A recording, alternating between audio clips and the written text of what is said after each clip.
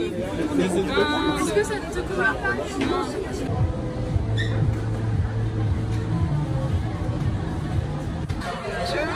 veux? Bienvenue à ton propre apéritif.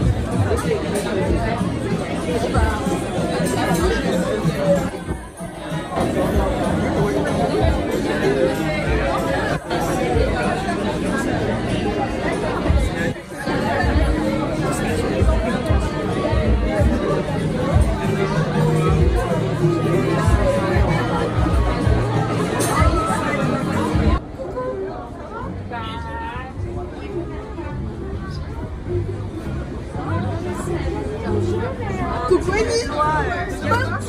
Je suis là.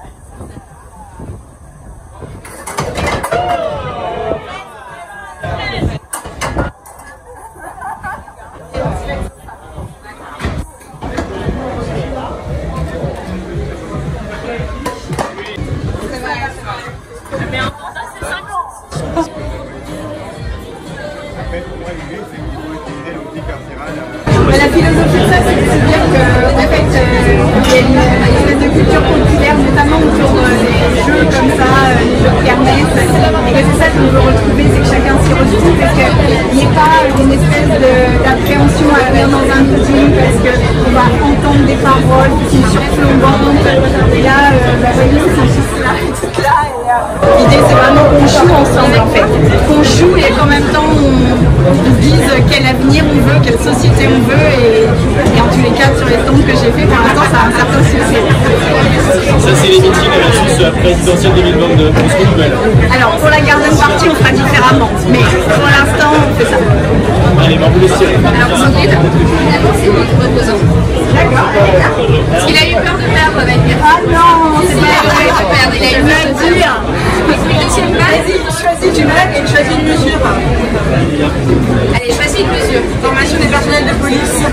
De la puissance. C'est la 2.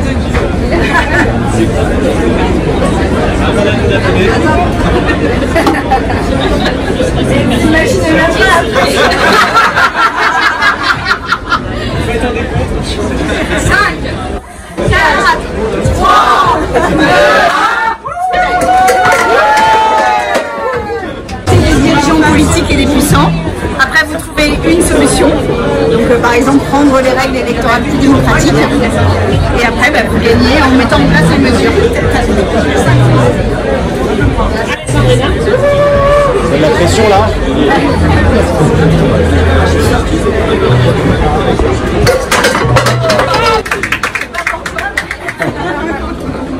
Vous tirez beaucoup sur votre gauche, j'ai remarqué. Ah ouais, Ouais.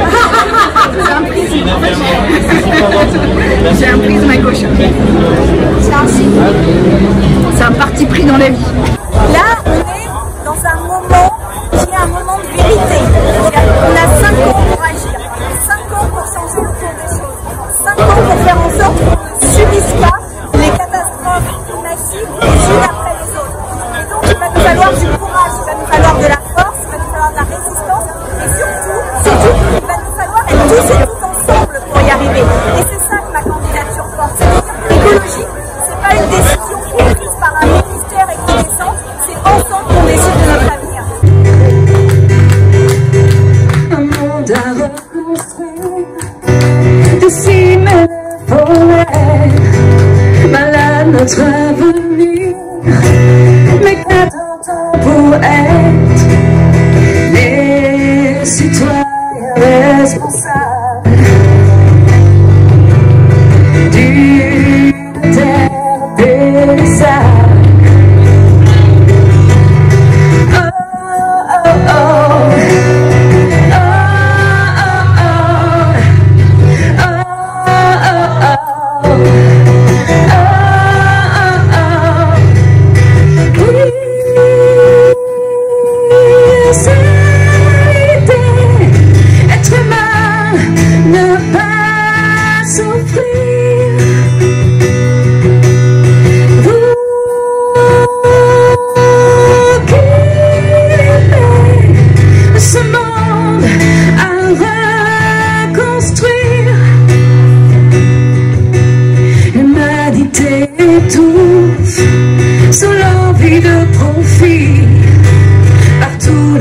temps s'engouffre et menace nos vies. Tel mensonge, quel mirage nous a conduits au naufrage. Oh, oh, oh.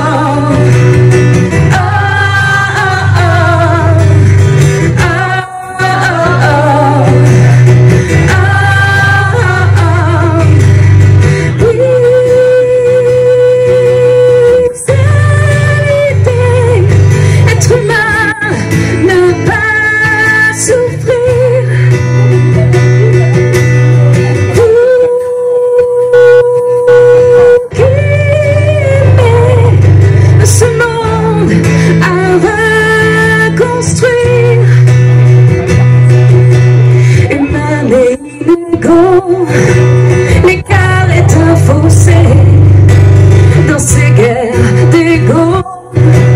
Où est la pauvreté? Faites tomber toutes les murailles.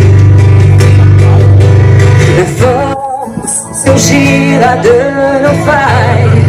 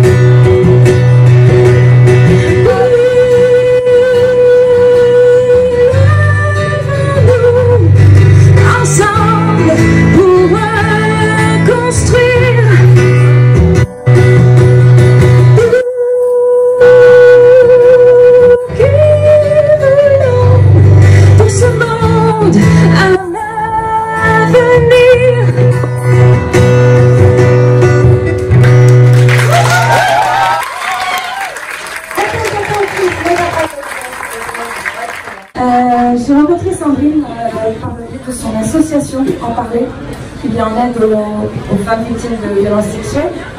Cette association m'a permis de m'identifier moi-même comme victime et donc d'arriver à sortir de ce statut. Je lui en suis énormément reconnaissante. Elle a fait des bébés dans toute la France maintenant, cette association. Elle est une antenne à Sarlat dont je m'occupe et quand Sandrine nous a dit qu'elle voulait se lancer dans cette aventure, cette énorme aventure, évidemment je l'ai suivie.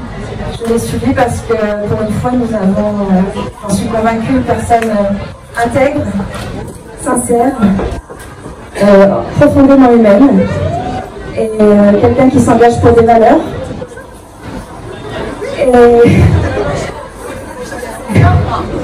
Et je suis très émue d'être là ce soir, mais voilà, je pense que ce petit bout de femme peut nous porter très loin, peut représenter cette union de la gauche dont certains sont désespérés de la voir advenir dans les mois qui viennent.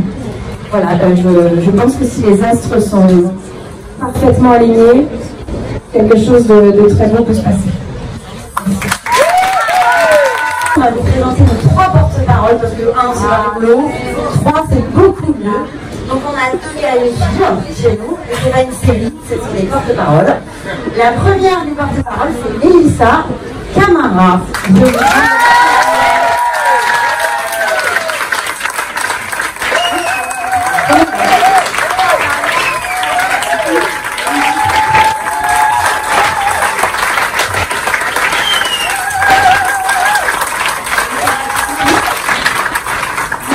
Comme dit précédemment, je suis Mélissa Camara, j'ai 29 ans, je milite depuis 3 ans au sein d'Europe Écologie Les Verts et je suis actuellement porte-parole de Sandrine.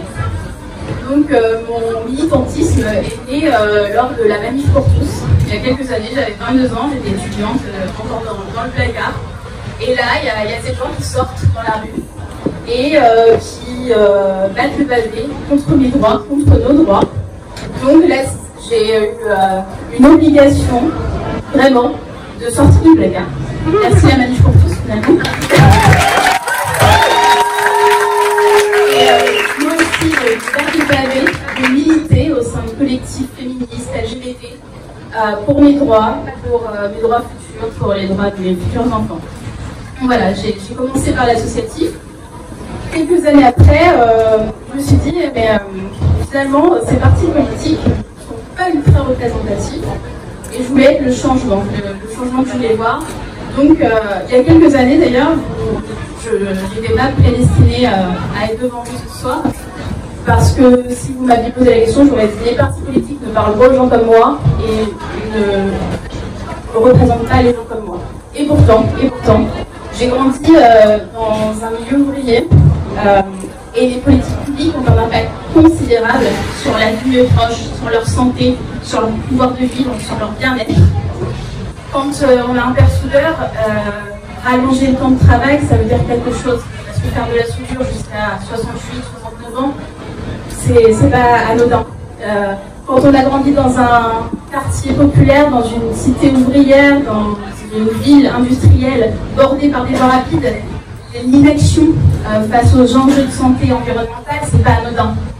Et c'est pour ça aussi que je suis là aujourd'hui, c'est pour bouger les choses, et on le fera avec Sandrine.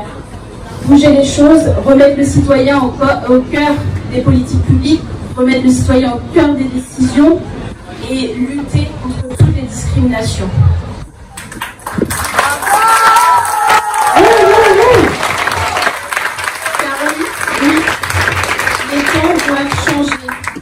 Doivent changer pour nous les femmes, pour nous les racisés, pour nous les ouvriers, pour nous les précaires, pour nous les professeurs, pour nous les soignants, pour nous les étudiants, pour nous les LGBT, pour nous les oubliés, pour nous les humiliés. Les temps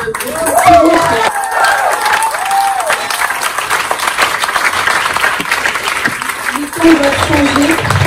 Hier, Sandrine parlait, ça m'a profondément touché, des gens qui ont difficulté à terminer le mois. J'ai pensé à ma mère et à mes 3 frères quand on était gamins, aux gens qui militent tous les jours, aux gens qui luttent tous les jours. Et c'est pour eux qu'on fait de la politique finalement. C'est pour remettre ces gens-là sur le devant de la scène. C'est ça qu'on doit porter. Aujourd'hui en France, il y a des mouvements formidables d'émancipation qui se lèvent, des mouvements pour le climat, des mouvements féministes, des mouvements... il y a les gilets jaunes, des mouvements, voilà. Et donc, c'est ça qu'on va porter pour les prochaines années. Aujourd'hui, on a 5 ans pour changer les choses, 5 ans pour faire face à l'urgence climatique. Et avec Sandrine, on porte une écologie d'espoir, émancipatrice, joyeuse et surtout radicale. La radicalité pour permettre à ma génération, aux générations futures, de vivre sur cette planète. Voilà, merci. Merci beaucoup.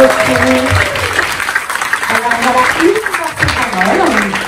Je m'appelle maintenant la seconde porte-parole. J'ai nommé Solène.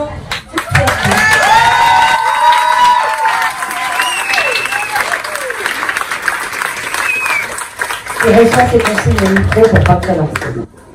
Alors je m'appelle Solène Ducréto.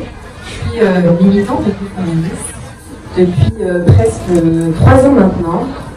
J'ai fait partie des associations qui ont monté les premières actions écoféministes en France, dont le festival Après la pluie, qui a eu lieu à Pantin pour la première fois il y a 2 ans. Et je vais donc vous parler d'écoféminisme parce que je suis porte-parole de Sandrine Rousseau.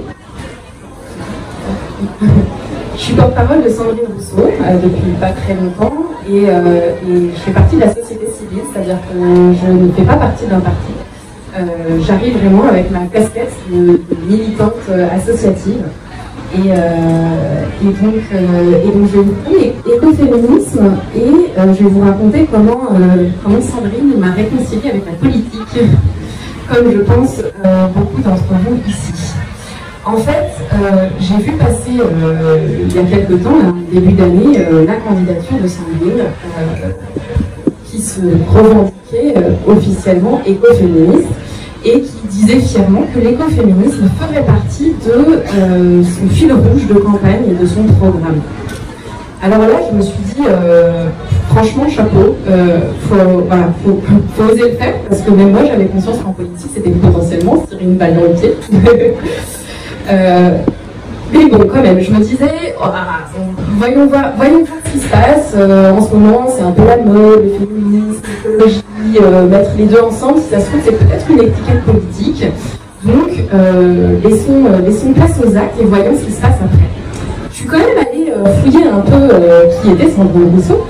Et je suis d'abord tombée sur l'affaire Beaupin, que vous avez peut-être déjà entendu parler.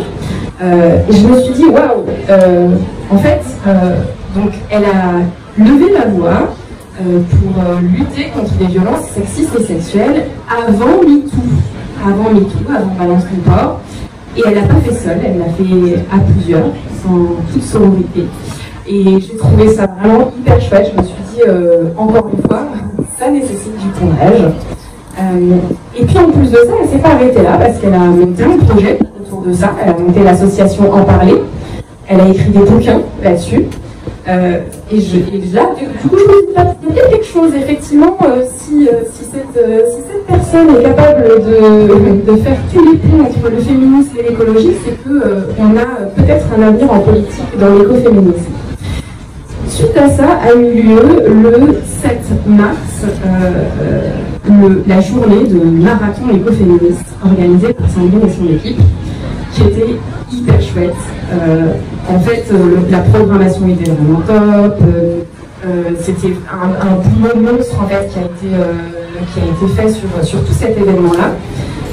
Et là, en fait, je me suis dit, ok, elle se dit écoféministe, elle met en place des choses, elle construit des choses autour de l'écoféminisme, et elle ne fait pas que répliquer ce qui existe déjà, en fait. Donc, il y a la question de la prospective qui vient rentrer dans cette thématique politique écoféministe, et c'est là où moi j'y vois vraiment un enjeu. C'est-à-dire qu'en fait, en tant que personnalité politique, Sandrine Rousseau a pour moi déjà une longueur d'avance. Parce qu'elle construit l'avenir, elle est déjà en train de réfléchir à ce qui va se passer demain.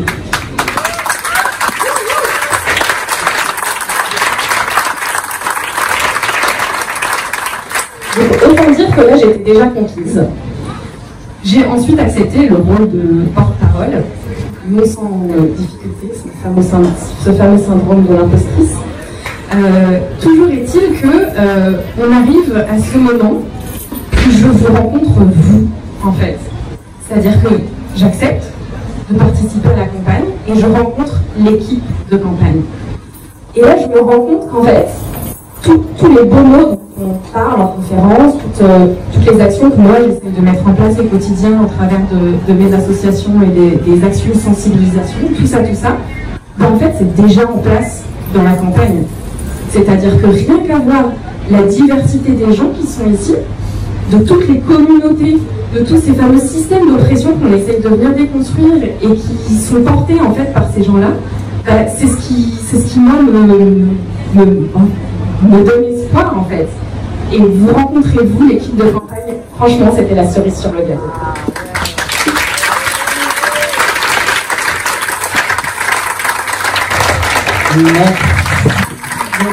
On a 3 porte-paroles, il y a bien un monsieur dans les porte-paroles, et pas n'importe quel monsieur, Thomas Porce qui nous revient du tribunal aujourd'hui. Parce qu'aujourd'hui, Thomas Porce, qui est porte-parole de Génération, porte-parole de la campagne, il nous a ramené à des vieux souvenirs, Sandrine et moi, ce midi, où on a été l'accompagner pour les soutenir au grand tribunal de la Porte de Clichy, que nous connaissons bien. Et comparaissait un petit problème de diffamation, c'est ça, contre de braves gens de génération identitaire. Alors maintenant je le laisse nous expliquer pourquoi il est là et qu'est-ce qu'il porte. Merci Hélène et merci à toutes et à tous. Et déjà j'ai envie de dire que c'est un immense plaisir de se retrouver ici ce soir. Et je voudrais remercier toutes les bénévoles et tous les bénévoles qui se sont mobilisés pour que cet événement soit une réussite et que cette campagne soit une réussite.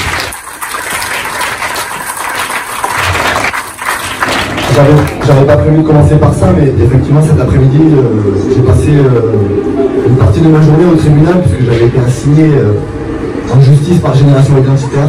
Je les avais qualifiés en 2018 de néo-nazis et ils m'ont attaqué en justice et je voudrais remercier aussi toutes celles et ceux qui sont venus cet après-midi me soutenir. Je pense à Sandrine, je pense à Eric, à Tara qui est là. Et je veux dire une chose parce que aujourd'hui c'était moi qui étais attaqué. La semaine dernière ça a été Jean-Luc Mélenchon. On a eu d'autres moments où ça a été d'autres camarades et notre camp progressiste. Dans les moments où nous sommes attaqués par les fascistes, il doit faire front, il doit être solidaire parce qu'un jour ou l'autre, nous serons tous et toutes attaqués. Et dans ces moments-là, je crois que la solidarité elle est extrêmement importante.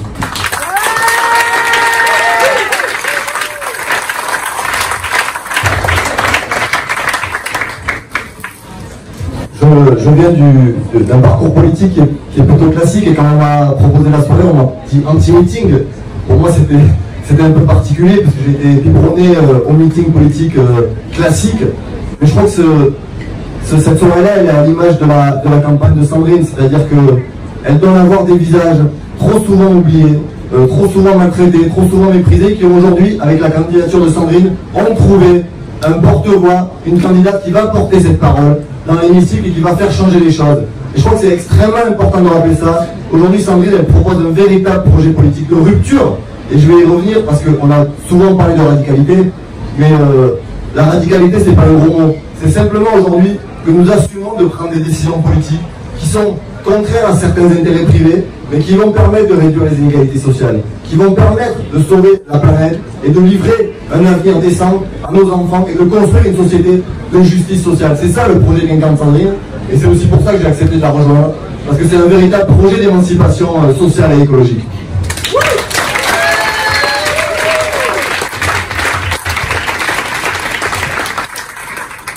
La situation qu'on connaît aujourd'hui en France, et je ne vais pas citer beaucoup de personnes, mais quand on regarde le paysage politique dans lequel on évolue, moi j'ai une pensée, j'ai toujours été un militant antifasciste et antiraciste, mais ce que disait Bertolt Brecht disait, le fascisme n'est pas le contraire de la démocratie, mais son évolution en tant que crise. Et aujourd'hui on traverse une crise économique, une crise sociale, une crise environnementale et une crise démocratique.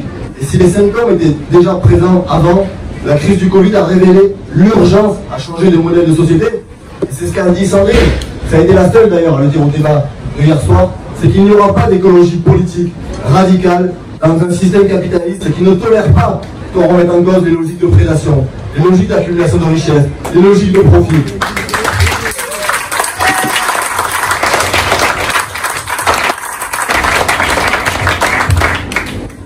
Si on assume de mener ce combat, et c'est le sens du projet qu'on porte avec Sandrine, avec toute l'équipe qui nous accompagne maintenant depuis des mois, c'est qu'on sait que le combat qu'on va avoir à mener, il va être dur et il va falloir accepter d'avoir, j'aime beaucoup quand tu dis ça, ne pas avoir la main qui tremble face aux logiques des lobbies.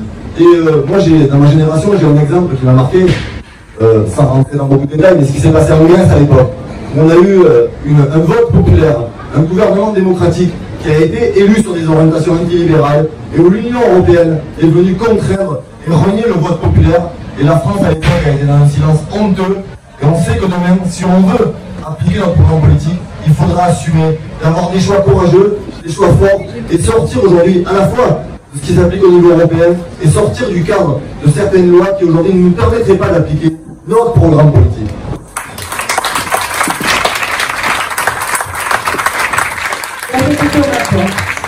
Voilà. Alors on va faire une petite pause, mais ce sera sérieux quand même parce que l'humour est une chose très sérieuse. Et je vais appeler Christine Béroux. Je vais la présenter un tout petit peu. Christine est humoriste et c'est une ex-chroniqueuse d'Europe 1. À toi Christine. Merci. Bonsoir. Très contente, très émue. En même temps d'être là parce que vous m'entendez bien, ça fait bien. Ça va? Je m'étais jurée de plus jamais m'engager en politique parce que pour tout vous dire, j'ai vécu un petit chagrin d'amour où en 2015 on m'avait proposé d'aller faire un sketch à la COP21 et j'y croyais tellement. J'ai tout donné, j'ai fait mon sketch et Ségolène Royal m'a dit que j'étais rigolote. C'est un très joli compliment de la part d'une professionnelle de l'humour et c'était un piège. Non, c'est pas des compétences d'une femme. Et puis voilà, et depuis rien n'a été fait en fait. Et le rapport du du GIEC, bah, c'est un petit peu comme le prix Goncourt. C'est-à-dire que les élites sont contents d'en parler, mais ils ne le disent pas. Et quand en mai, j'ai été contactée par Sandrine Rousseau avec d'autres humoristes, youtubeurs, non pas pour faire un concours d'anecdotes, mais bien pour parler d'écologie, j'ai hésité, mais j'y suis allée moi aussi à cause de l'affaire Bopin, puisque je fais aussi partie des femmes qui ont été agressées. Et quand je vois tout ce que tu as réussi à bâtir, j'ai envie de te faire un gros câlin. Je ne peux pas parce qu'il y a les gestes barrières. J'ai pas peur d'attraper le Covid, j'ai peur d'attraper le virus européen parce que tu es allé il n'y a pas très longtemps. Et j'ai envie d'attraper encore. J'ai pas envie encore d'attraper une bolorite. Comment tu traduis bolorite? Avec une grosse grimace qui fait peur. Puis j'ai appris à faire la... Alors évidemment j'ai bossé ta bio, j'ai appris que tu avais grandi dans une famille de gauche, comme quoi les valeurs de gauche c'est dans le sang, comme quoi aussi Manuel Valls a dû subir beaucoup de transfusions. Et surtout, moi tu es né le 8 mars, journée internationale pour les droits des femmes, je me dis mais ça c'est un signe.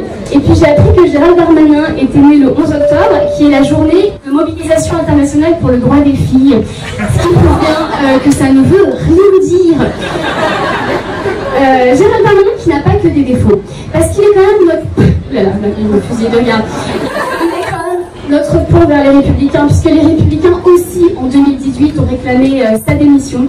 Et c'est beau de voir que les Républicains sont d'accord pour dire qu'il faut démissionner quand on est inquiété par la justice, sauf en cas de trafic d'influence, de fraude fiscale, de blanchiment de fraude fiscale, de corruption, de malversation, d'abus de faiblesse, de faux et usage de faux, favoritisme et escroquerie. Je me regarde parce que j'ai que 5 minutes. Mais sinon, ils sont pour qu'on démissionne. Voilà. Non, je voulais bien sûr saluer ton courage parce que depuis des semaines, des mois, tu t'en prends plein la gueule et je ne sais pas comment tu fais. Je vais vous raconter une petite anecdote qui en dit long sur combien les gens sont méchants sur Internet. Moi, quand j'étais chroniqueuse à Europe 1, il y avait une dame qui écrivait sur la page d'Europe 1 tous les jours, elle écrivait Christine Béraud est vous insupportable, là. Et je sais qu'il ne faut pas leur répondre, mais j'ai fini par lui dire maman, arrête. Aimez ma mère t'adore, voilà, comme tous les gens qui sont là ce soir t'adorent, et parce que vous adorez tous un peu Rousseau. Et oui, vous êtes forcément des gens bien. Et parce que vous êtes des gens bien, je tenais à vous dire quelque chose. Je suis célibataire. Pardon. Voilà, c'est le problème, c'est que dès qu'on se lance en politique, tout à coup, on prend notre intérêt personnel. Voilà, personne n'a vécu comme une agression sexuelle. C'est moi, contrairement à Thomas Porte, j'ai pas envie de passer ma journée au tribunal, donc tout le monde est ok avec ça. Je tremble, mais je suis tellement émue. Et puis de toute façon, moi je veux dire, je suis célibataire, vous n'êtes pas non plus si bien que ça. Oui, on est écolo, non. Les premiers écolos de France, ce sont les chasseurs, on le sait. Voilà, à un moment donné, les chasseurs qui n'ont tué que 6 personnes l'année dernière. Voilà. L'occasion pour... Oui, bravo.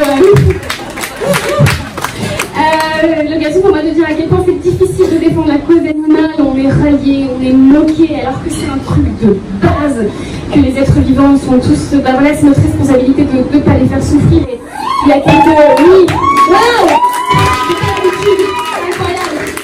Et il y a 3 ans, j'avais fait un sketch sur la cause animale et c'était horrible. Les gens m'ont hué, ils m'ont balancé des objets. Je peux vous dire, c'est la dernière fois que je joue au sein de l'agriculture. Mais sans vouloir faire de... Enfin si, mais en fait, moi j'en ai marre de vivre dans un monde où on a plus de chances de retrouver Xavier Dupont de Ligonnès que l'ISF. Vous voyez? Et j'en ai marre qu'on nous laisse pas déjà le carbone qui est gratuit et toxique, comme tout ce que dit Éric Zemmour. J'en ai marre qu'ils s'en prennent à Sandrine pour des maladresses alors qu'elle est brillante et qu'à chaque fois que tu ouvres la bouche, je prends des notes sans rire. Et c'est sur des petits détails qu'on va t'attaquer, mais quoi? Qui n'a pas déjà écouté une chanson de Francis Bruel? Qui n'a pas vu un film de Gérard Pinet? Non mais là c'est normal, c'est normal quand on est pour la légalisation du cannabis d'offrir à ses détracteurs quelques boulettes. Voilà. Le pompon, ça a été quand même l'affaire Éric Piolle, cette petite bousculade. Enfin, ils ont voulu faire de Sandrine Rousseau et de Éric Piolle les nouveaux Booba et Caris. Enfin, c'est ridicule. Voilà, je vais terminer sur un truc joli. Je vais terminer sur une citation de Lamartine que j'aime beaucoup, qui dit on n'a pas deux cœurs, un pour les hommes, un pour les animaux, on a un cœur, on n'en a pas. Et moi j'adore Lamartine, j'ai tout lu, Lamartine à la plage, Lamartine à la montagne. Et là j'ai vu ce qui s'est passé. Merci de m'avoir écouté, bravo à Célia.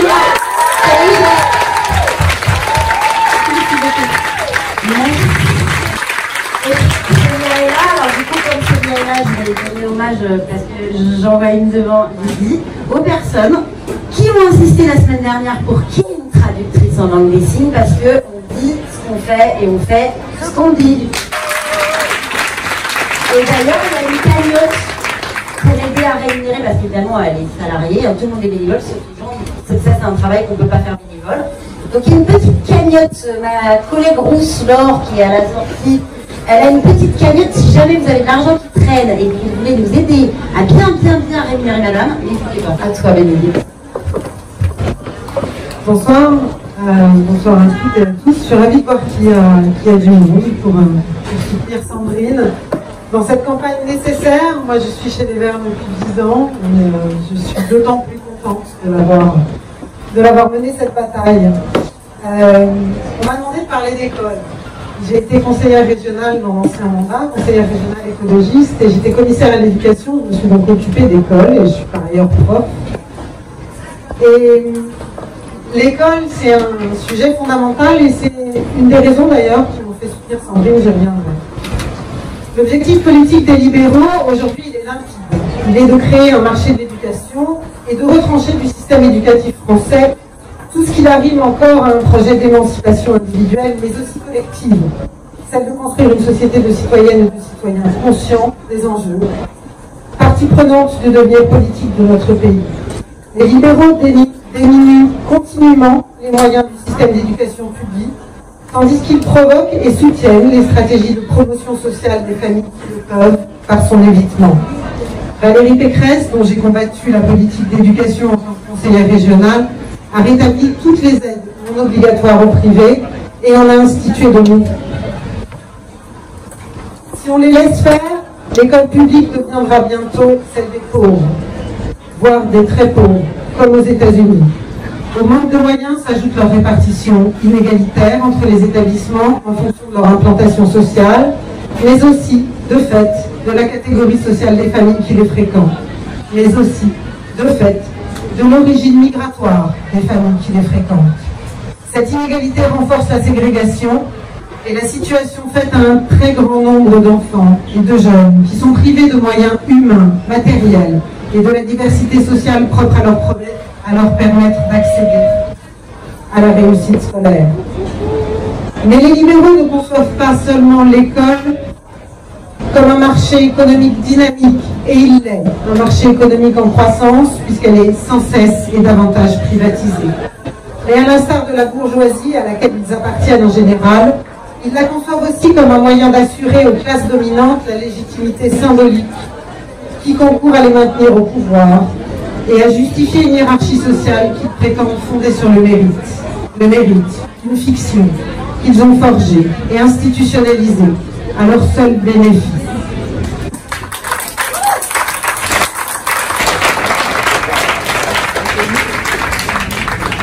Cette école-là n'a rien d'écologiste. Elle fonde ses processus de sélection sur la disqualification des savoirs conçus en dehors de l'académie et la détention de prérequis hors de portée d'une grande partie des enfants. Elle est aveugle aux individus. Elle bouscule les enfants auxquels elle impose l'uniformité des rythmes et de formes d'apprentissage qui les contraignent, les formatent et les excluent. Elle peine dans ses programmes à intégrer la diversité de la société française contemporaine. Une société créole. Et je reprends là le concept d'Édouard Glissant que Jean-Luc Mélenchon, très justement et très intelligemment, remet dans le débat politique. Notre problème n'est pas de distribuer de bons et de mauvais points en légitimité aux enfants, je suis prof et je sais de quoi je parle, mais de construire une école inclusive, une école mutuelle, pour faire référence à une école créée après la Révolution et abandonnée trop tôt. Une école qui place l'épanouissement, l'émancipation des individus au cœur de son projet et s'en donne les moyens en consacrant la nécessité absolue d'un service public d'éducation.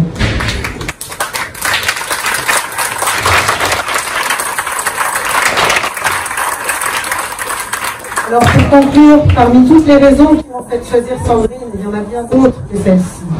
Comme candidate à la primaire des écologistes et comme candidate à la présidentielle, son engagement pour les services publics, mais aussi la conscience qu'elle a des discriminations et sa volonté de les combattre partout où elles sont produites, y compris à l'école, furent pour moi déterminantes.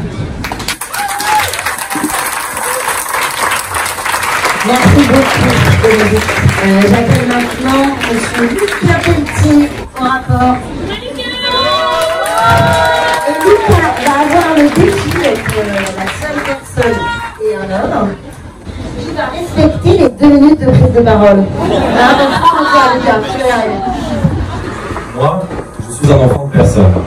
Ces enfants en réalité complexes que le grand public commence tout juste à connaître. Les enfants placés, déplacés et replacés. Évincé de la protection de l'enfance à mes 18 ans, je me suis résolu à m'engager pour les droits des frères et sœurs, petits, adolescentes, bientôt adultes et jeunes majeurs. Soutenir la candidature de Sandrine Rousseau avec ce combat, pourquoi? Car en la soutenant, on soutient en réalité des milliers d'existences, notamment celles des évincés de la politique, de l'aide sociale, des droits sociaux, des exclus de la dignité.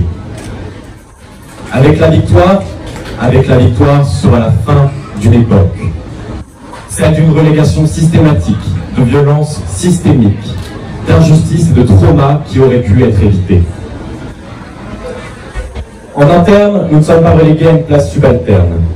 Enfin, on peut épouser sa citoyenneté, poser ses sujets, les voir être écoutés et même être intégrés dans les grandes orientations. Enfin, on peut espérer que tous les enfants, tous et toutes, soient enfin intégrés dans le grand socle fraternel et sororel de la République.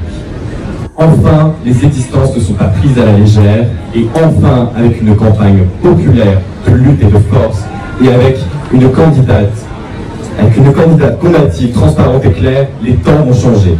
Car avec nous tous et tous, un collectif large, et pas seulement une candidate, mais avec une candidate, pour notre dignité, l'égalité et la justice, les temps vont changer. Car oui, les temps changent.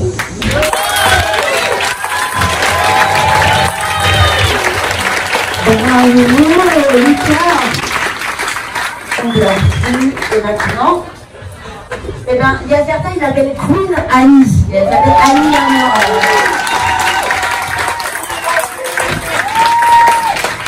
Bonsoir. Je suis hyper heureuse d'être là avec vous. Et juste pour vous dire, souvent on me demande pourquoi je soutiens Sandrine Rousseau. Alors on ne me le demande pas. On me dit, tu soutiens Sandrine parce que tu fais partie de celles des 4 premières qui avec Hélène, Sandrine et Isabelle, avons dénoncé Denis Baupin. Et non, c'est pas que pour ça.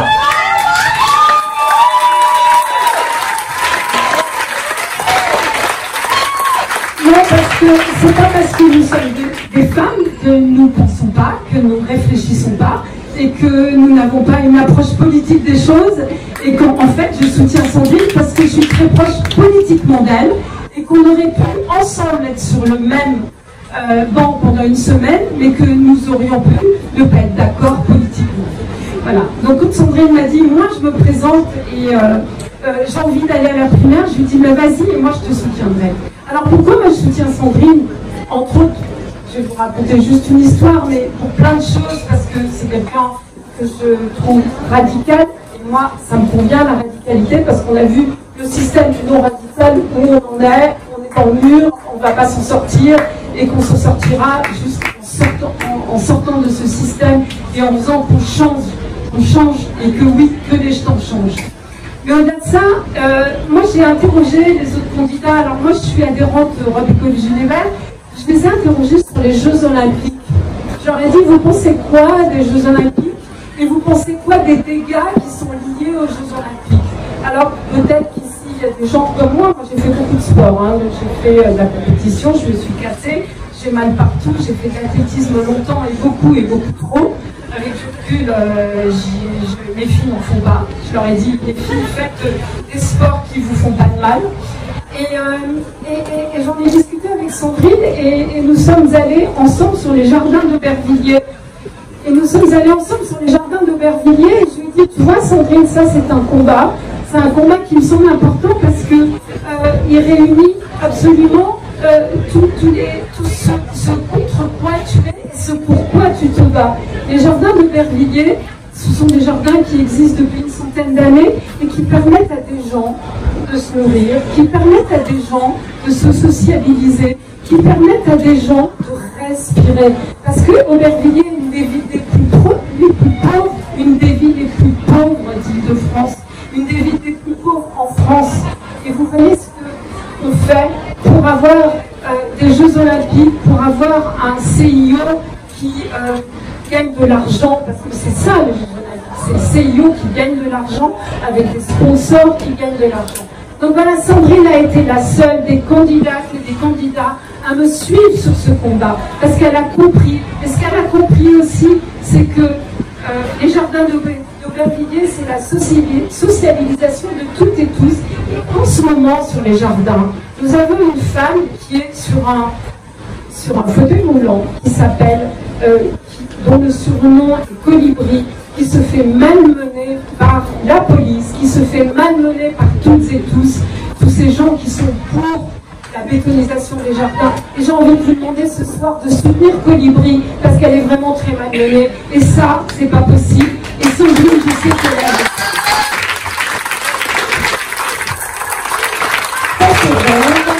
Philippe Plante. Voilà, c'est pas le dernier en vrai, hein. C'est le dernier d'une série. Merci. Alors, j'avais préparé des trucs où j'allais vous saouler avec plein de chiffres, en fait, mais je vais parler avec mon cœur. Moi, je suis chez Europe Écologie Les Verts, en fait, je suis le responsable de la commission énergie, donc mon truc, c'est l'énergie et le climat. Et désolé, les news, elles sont pas bonnes du côté du climat. On va s'éviter tous les chiffres catastrophiques, en fait. Je vais reprendre une de tes paroles, Sandrine, parce qu'elles m'ont vachement touché, en fait. Ça serait difficile dans le bon sens. La France, notre pays, doit montrer l'exemple, en fait. Et tu as dit, notre pays, je reprends tes mots, doit être le pays de la lumière renouvelable. Eh ben ouais, clairement, il veut de la lumière renouvelable. Et si un pays du G7 change de cap, en fait, les populations de ces autres pays s'interrogeront probablement en disant « et nous ?» Et en fait, n'oublions pas que ces populations, elles sont prêtes, elles se sont mobilisées pour les marches pour le climat. Évidemment, le téléphone est complètement à côté de la plaque. Alors, il nous faut de l'audace, il nous faut du courage, et clairement, je crois que Sandrine est vraiment la candidate qui nous manque, clairement pas.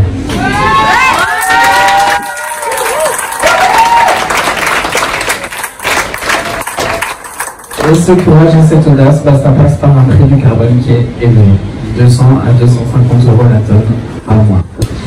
Il nous faut un plan massif de rénovation des logements accompagné et pour tout le monde avec des obligations de résultats. Il nous faut de la sobriété énergétique et elle doit devenir un marqueur fort parce qu'elle contrevient frontalement à la société de consommation, à la société du toujours plus et parce qu'elle est importante. Il faut enfin réaffirmer la primauté du politique sur la maîtrise de la technologie.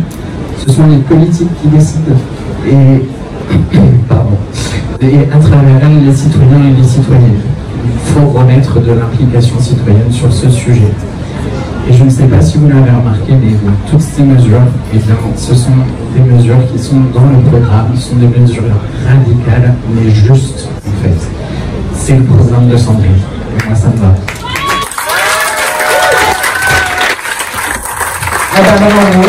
Bravo, monsieur Lett.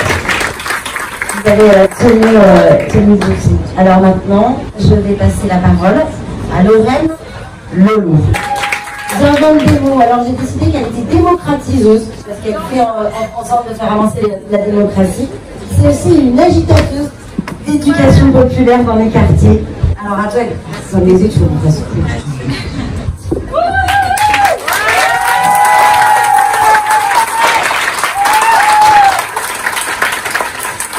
Bonsoir.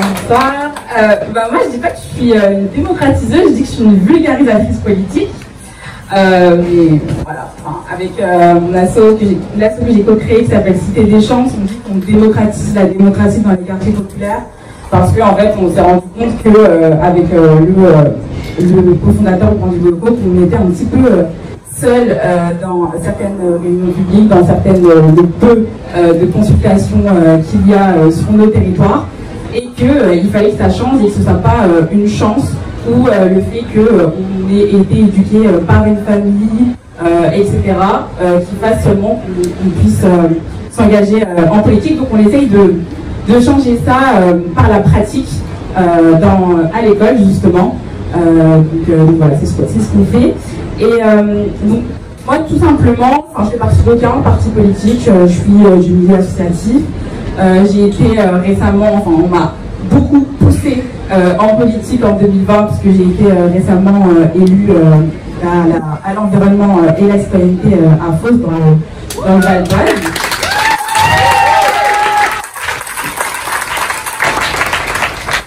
Et voilà, donc moi je regarde un petit peu la politique d'un œil critique et c'est aussi pour ça que j'ai attendu un petit peu avant de me prononcer en faveur de la candidature de Sandrine. Même si on me disait, mais si Lorraine, regarde, je te jure, tu peux y croire, ça, elle est différente des autres, etc. J'étais là,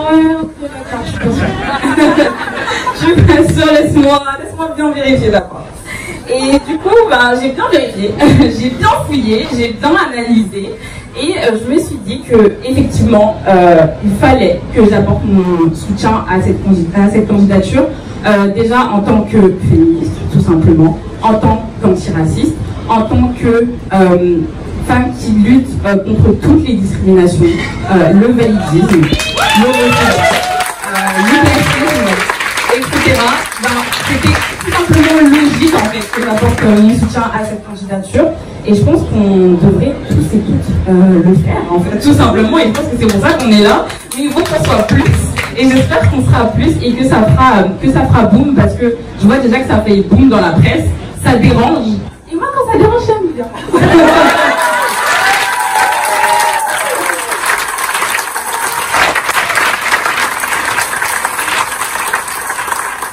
Quand ça dérange, tout simplement, c'est qu'on est sur le bon chemin pour bousculer l'ordre établi. Et c'est comme ça qu'on fera changer les choses. Donc, allez, Sandrine.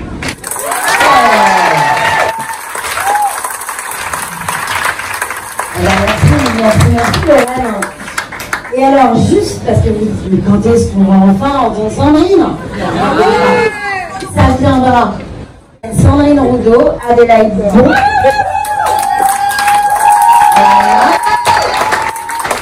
Et puis, je demanderai à Sandrine quand elles finiront, elles vont essayer de faire 2 minutes, tout bien faire. Et quand elles finiront, comme ce dont elles vont parler, en fait, c'est quelque chose qu'elles ont travaillé, je proposerai à Sandrine de les rejoindre et puis ce sera à elle après de vous porter tout ce qu'elle a à vous dire. Sandrine Roudot, c'est une utopiste. Moi, j'ai découvert il y a 3 ans, elle a éliminé mon cœur, elle a expliqué pourquoi les utopistes étaient importants, pourquoi les utopistes changeaient le monde. À un moment où je doutais de beaucoup de choses.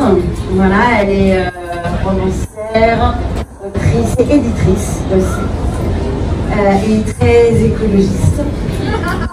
Et Adélaïde Bon est très féministe. Et elle est aussi très autrice. Et elles sont toutes les deux très talentueuses. Elles vont vous raconter une toute petite histoire très courte. Et ensuite Sandrine les rejoint. Et enfin on entendra Sandrine aussi.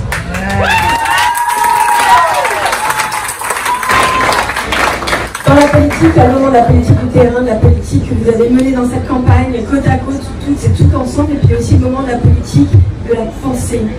Comment est-ce qu'on arrive à irriguer le champ de la pensée, voilà, arriver par le dedans, pour faire pousser les germes. C'est de ça dont on va vous parler. Donc en janvier, Sandrine nous a contacté et on a décidé, parce qu'elle avait envie qu'on réfléchisse toutes les trois à ce que pourrait être une politique réellement au service des êtres et du vivant, au service de la vie, mais réellement. Et on se posait la question de à quelles conditions on pourrait croire encore à la politique. Alors moi, je vous avoue, j'avais quelques doutes avant. Et c'est ce sur quoi on a travaillé toutes les trois. Alors on a réfléchi, on a mis des post-it partout, on a échangé des textes, on a passé des mois et des mois à s'envoyer des mails, à retravailler et 1000 fois au métier de remettre notre ouvrage. Et puis parce que Sandrine croit profondément, et nous aussi, qu'à plusieurs, on pense plus fort, on pense plus haut, on pense plus grand. On est parvenu à un texte dans lequel on a trouvé 5 accords. 5 accords pour refonder une politique qui serait une politique pour toutes et tous, une politique du respect de l'être et du vivant. Et on a décidé de faire de ce texte un podcast qu'on a appelé Sensiblement politique.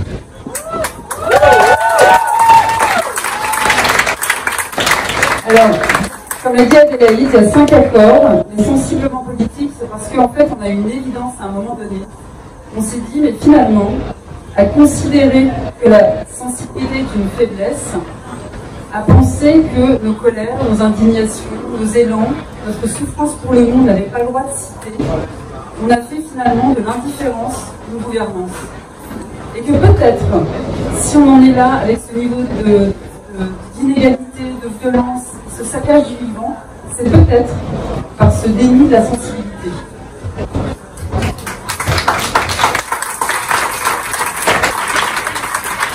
Donc, dans ce podcast, il y aura 5 accords. L'un, c'est la sensibilité. Il y en a 4 autres que je vous laisserai découvrir. Et on a décidé de le mettre en podcast parce qu'on avait envie d'un outil qui soit immédiatement accessible sur toutes les plateformes, gratuitement, pour tout le monde, diffusable, facile, moderne, contemporain et plastique. Et grâce à la plasticité du podcast, on a pu inviter des personnes qui ont des expériences de vie qui sont différentes des nôtres, singulières, particulières, de partager leur ressenti sur chacun de ces accords. Et du coup, dans chaque épisode du podcast, vous aurez à la fois l'un des accords et l'écho que cette pensée a eu dit par quelqu'un d'autre. Voilà. Et donc, en fait, dans ce podcast, nous vous proposons à la fois des règles et des rêves. On l'a fait avec tout notre cœur, on a tressé nos cœurs et nos langues, et cet outil maintenant il est à vous. Saisissez-en vous, non, c'est pas français, enfin, utilisez-le, écoutez-le, diffusez-le, et voilà, qu'il puisse irriguer de fond la campagne magnifique de Sandrine pour tous les mandats à venir, avec l'Impagam et Cap 10.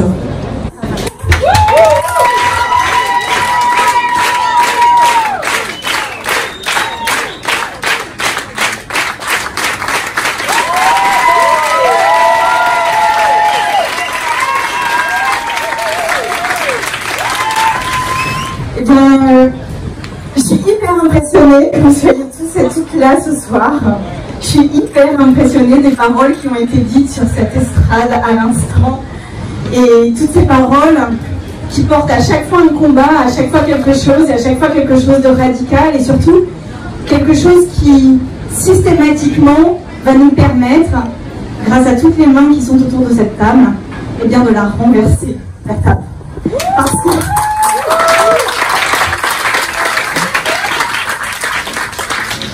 je vais revenir sur cette notion de renverser la table, mais déjà, je vais peut-être commencer par dire merci à ce lieu formidable, Rosa Bonheur, et à cette femme, et je vais rendre hommage à cette femme qui a créé un lieu tout à fait incroyable à Paris et qui a permis l'émancipation de nombreuses autres femmes. Merci beaucoup, Rosa, et merci beaucoup aux personnes qui nous accueillent aujourd'hui.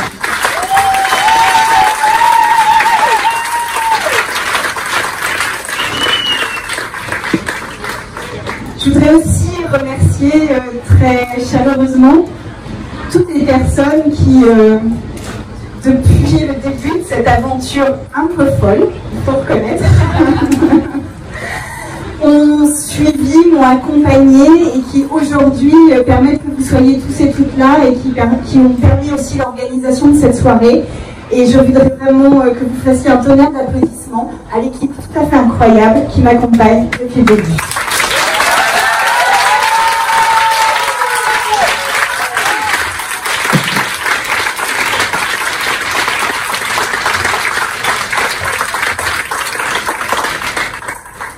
Alors, ça fait à peu près 9 mois 9 mois, que cette aventure a commencé.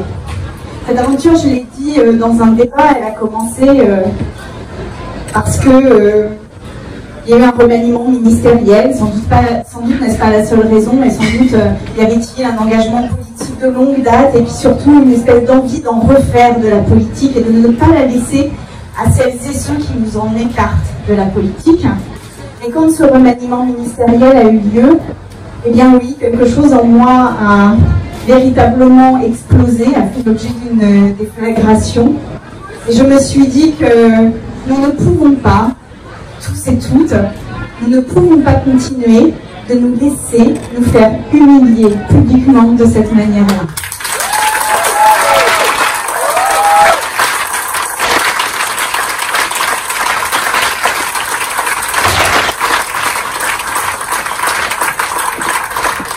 Nous n'avons pas mené tous les combats que nous avons menés. Nous n'avons pas mené toutes les résistances que nous avons menées.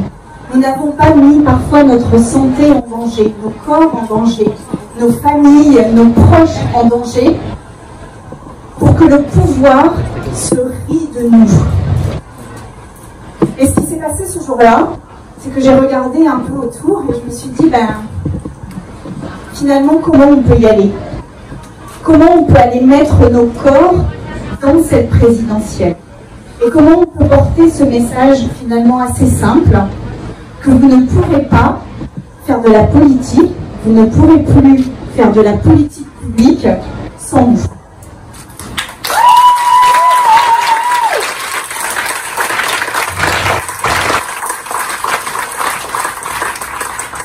J'ai regardé et je me suis dit que peut-être pouvais-je, moi, y aller, mais que si moi j'y allais, alors j'étais sûre que beaucoup d'entre vous, et beaucoup au-delà de vous, me rejoindraient parce que tous et toutes ici, vous savez, vous comprenez, vous sentez que si nous ne prenons pas le pouvoir aujourd'hui, eh bien, ce que nous allons subir sera bien pire demain et que notre responsabilité collective, que nous soyons associatifs, activistes, que nous soyons simplement des citoyens qui avions désespéré de l'action politique, eh bien qu'aujourd'hui, il est important de nous unir pour faire en sorte que l'écologie, la politique écologique que l'on doit mener, parce que nous n'avons que 5 ans pour changer le monde, ne pourra pas se faire contre nous, ne pourra pas se faire sans nous et n'aurait même pas de sens si nous n'étions pas là.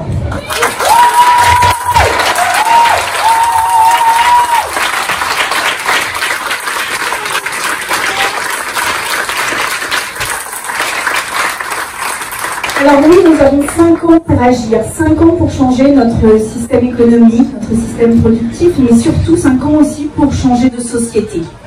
Et faire en sorte que les défis qui sont face à nous, et qui sont des défis inédits, il est rare qu'une génération ait à ce point-là des choses à changer dans son organisation, et bien que ces défis-là soient aussi une énorme opportunité pour nous de reprendre le pouvoir sur nos vies, le pouvoir sur notre dignité, le pouvoir sur notre respect, et de faire en sorte que cela, eh bien, ce soit le moteur de la transformation écologique et que, grâce à cela, on ne nous impose pas une écologie descendante et autoritaire, mais que nous prenions, nous organisions pour faire notre écologie, notre sobriété et faire en sorte que, oui, nous nous réaffirmions, en 5 ans, ensemble, on est aussi capable d'y arriver.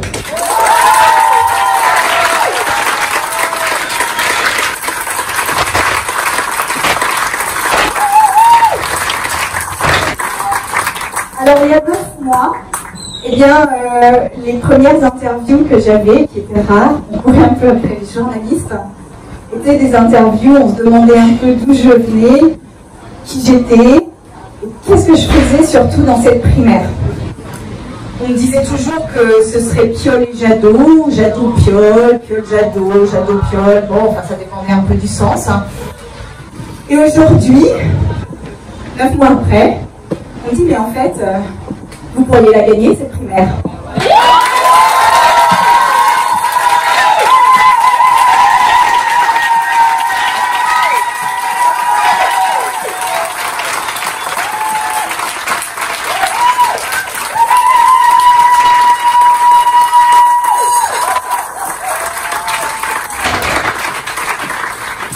Et moi, je leur réponds, on va la gagner.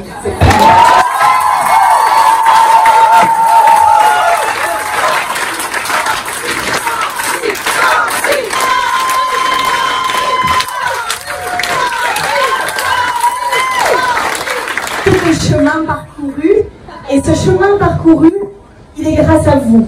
Et là, vraiment, je voudrais vous dire merci à toutes celles et ceux qui sont ici, mais aussi aux personnes qui n'ont pas pu venir et qui sont très nombreuses aussi ce soir, et qui ont cru, qui ont senti, qui ont compris que le moment était à ce que nous fassions cela. Et qui, malgré tout ce que vous pouvez me reprocher sur telle ou telle prise de position, qui ont compris qu'au-delà de ça, ce que l'on portait dans cette présidentielle, eh bien, c'était avant tout nous, nos combats et notre manière de faire de la politique pour ne plus qu'on nous impose une manière autoritaire, centralisée et personnifiée, napoléonienne de la politique.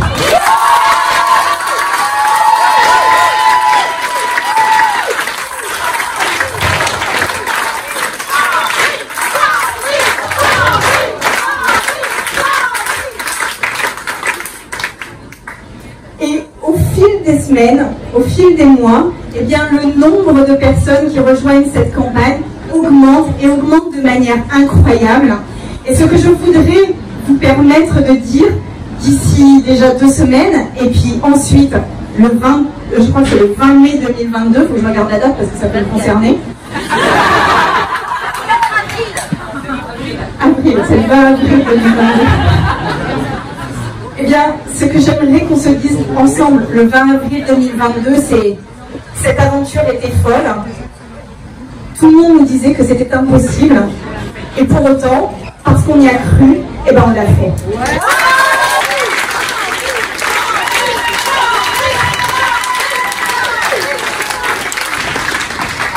Alors la primaire n'est pas gagnée encore. Et pour ça, il va falloir mobiliser. Il va falloir que tous et toutes, là, jusqu'à dimanche minuit, vous alliez chercher le plus de personnes possible. Partout.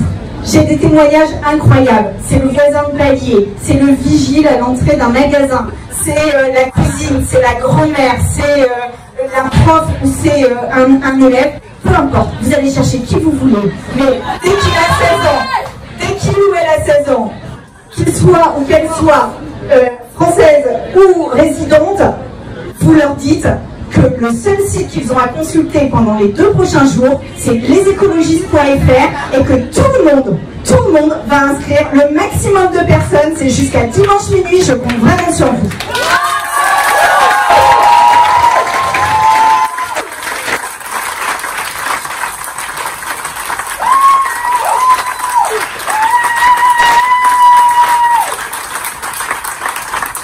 Cette mobilisation dépendra un petit peu de l'histoire que l'on écrira dans les prochaines années pour la France. Et donc, moi je suis très convaincue que si on gagne aujourd'hui, si on gagne la primaire, et si on va jusqu'à la présidentielle, et si on va au 2e tour de la présidentielle et qu'on gagne, non seulement ce sera une victoire pour nous tous et toutes en France, mais que ce sera une victoire pour les femmes, pour les personnes discriminées, partout dans le monde, et que partout dans le monde, il y aura des personnes qui, comme vous aujourd'hui, se lèvent et essayent des choses. Pour eux, pour nous, on a besoin de le faire. Vraiment, mobilisez-vous.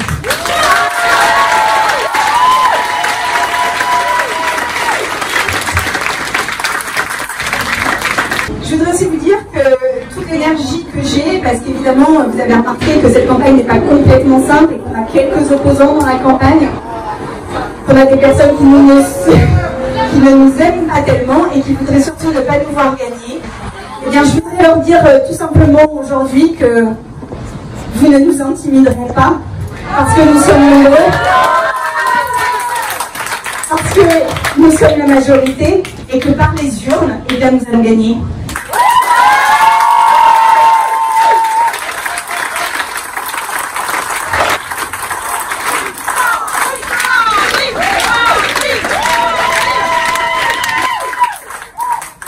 Alors oui, on veut une écologie forte, on veut une écologie radicale, on veut qu'en 5 ans ça change, mais on veut surtout que ce soit nous qui le fassions. Alors, d'ici dimanche, vous inscrivez, après dimanche, on fait un peu la fête, après il y a le 2e tour, et après le 2e tour, on va jusqu'en avril 2022.